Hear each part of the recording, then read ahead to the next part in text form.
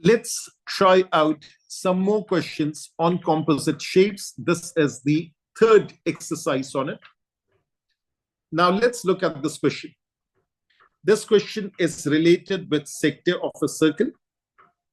It's talking about the arc length, the area of sector, and then cross section of a slice of cheese and the volume. Now, what is this all about? This is all about a prism. So if we talk about 2Ds and 3Ds, and we are specifically interested in questions that are in the shape of a prism. So now, first of all, let's get started over here. So let me choose a thin slice over here, a marker. This is OA. This is OB like this. And over here, this is the arc length.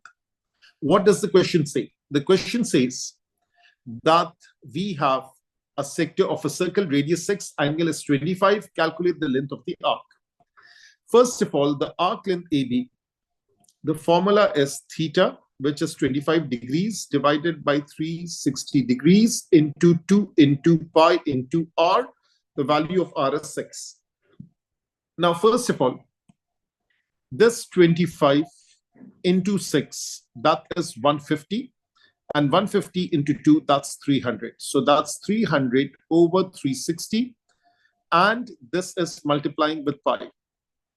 This comes out to be 5 over 6 pi. And then you can use the value 5 over 6 into 3.142, whatever is the answer that comes out to. Calculate the area of the sector OAB. So area of sector, that is theta over 360 degrees into pi into r square, which is 6 into 6.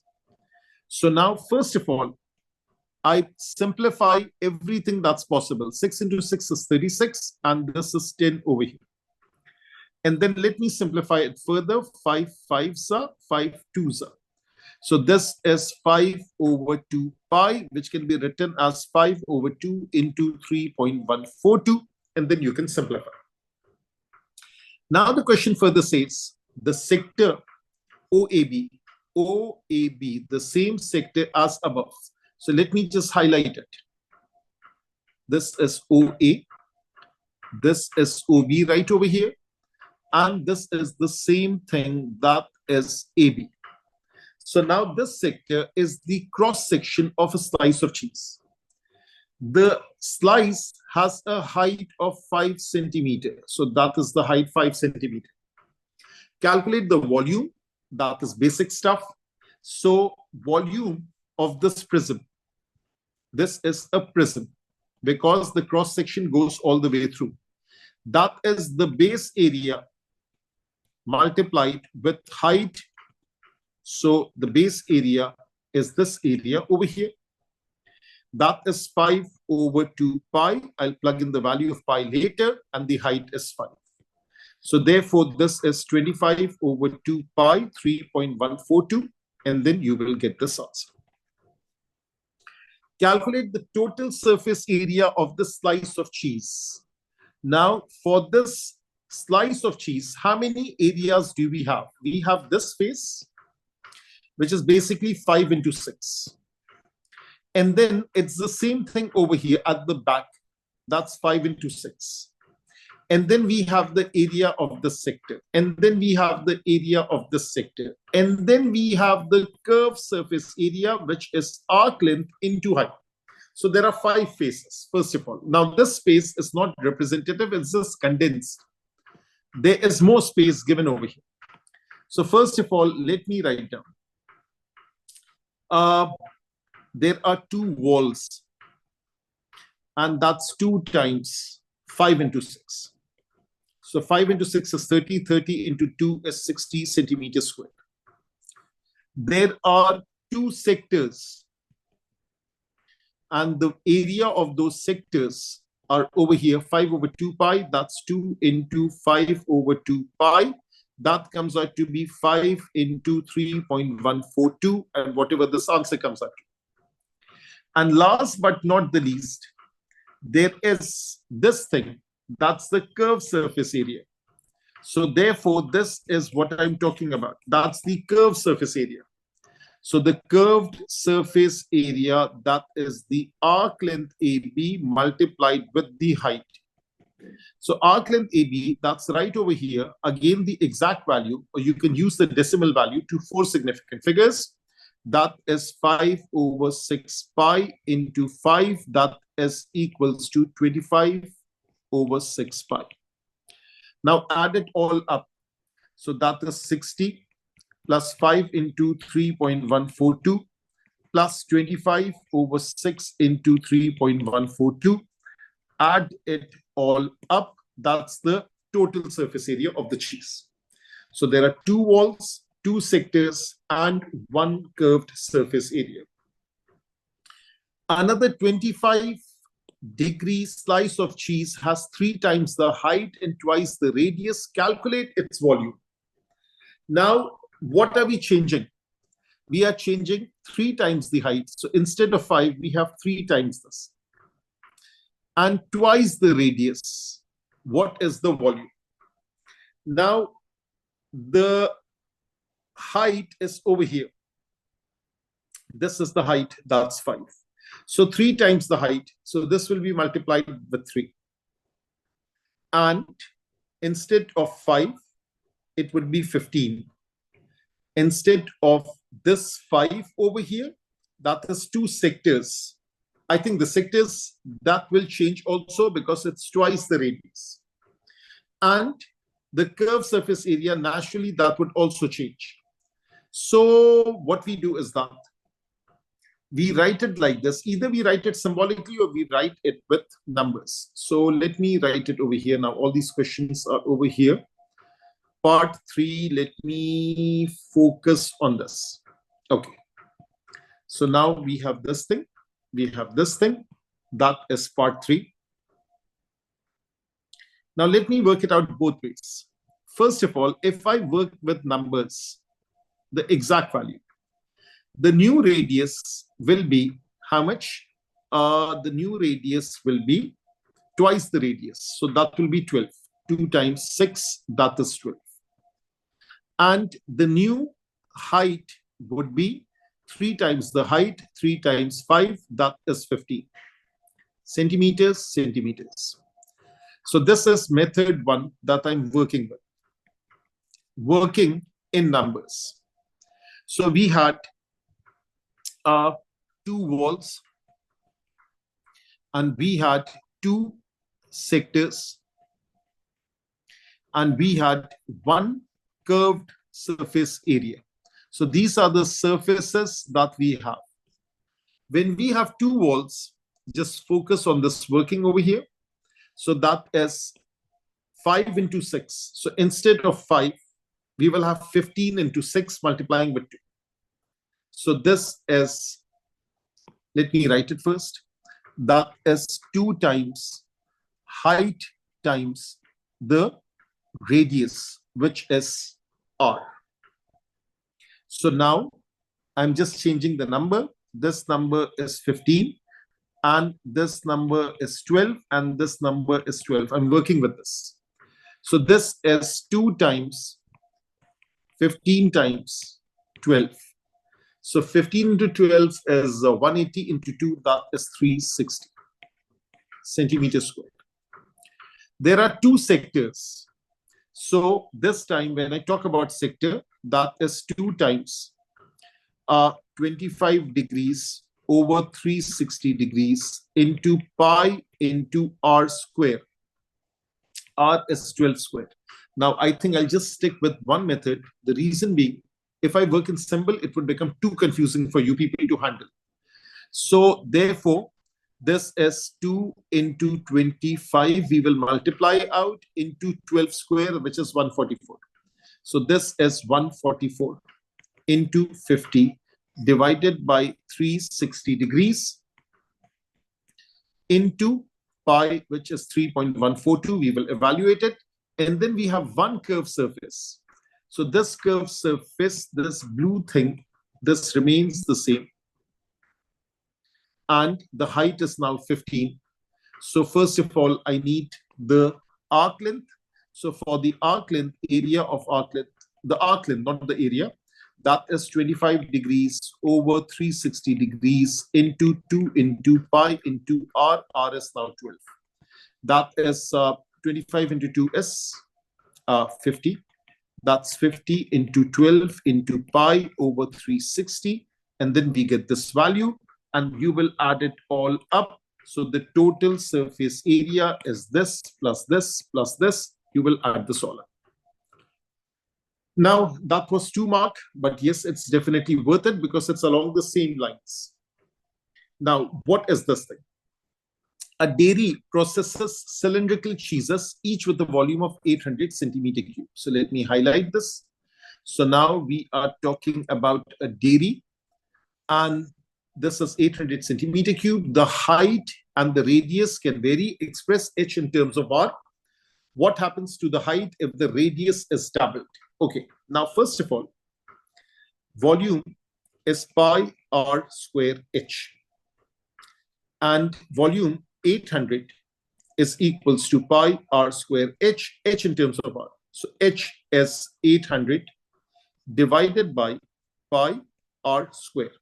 So this is the answer for the first part, for C, first part 1. What happens to the height if the radius is doubled? So now each has a volume of 800. That means the volume is fixed. If I change the height, the radius would change. If I increase the radius, if I double it, what will happen to the height? Let's see.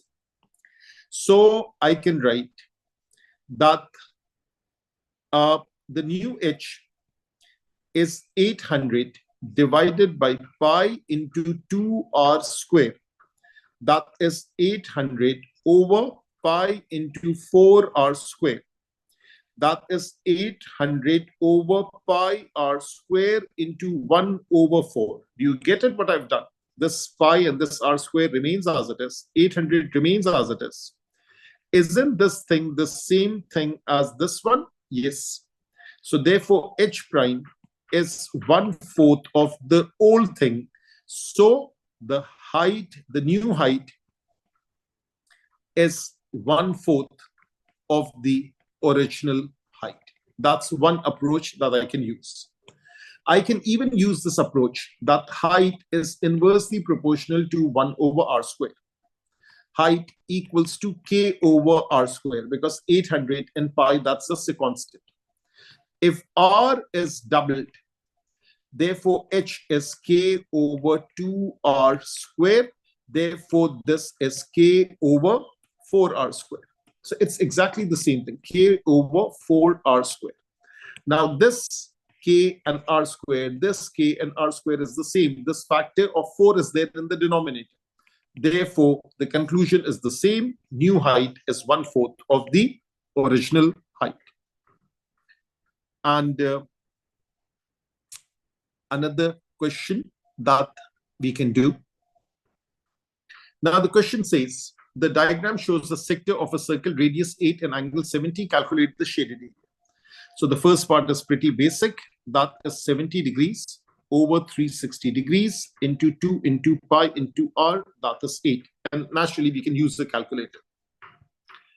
Then the question says, a piece of chocolate is in the shape of a prism. Now let me focus on this.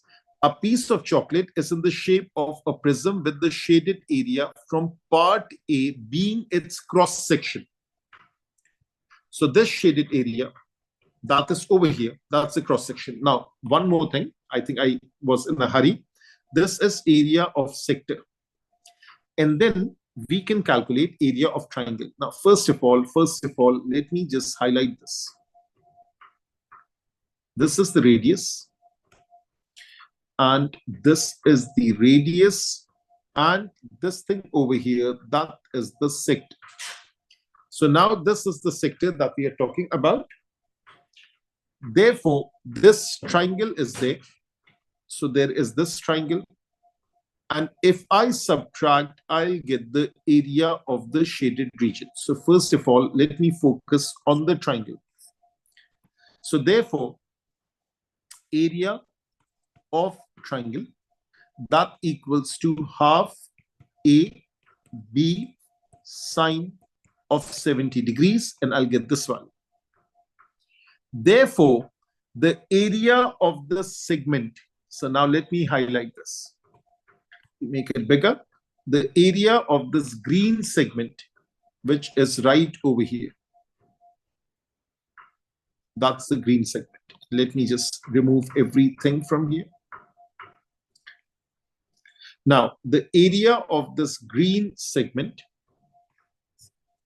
that is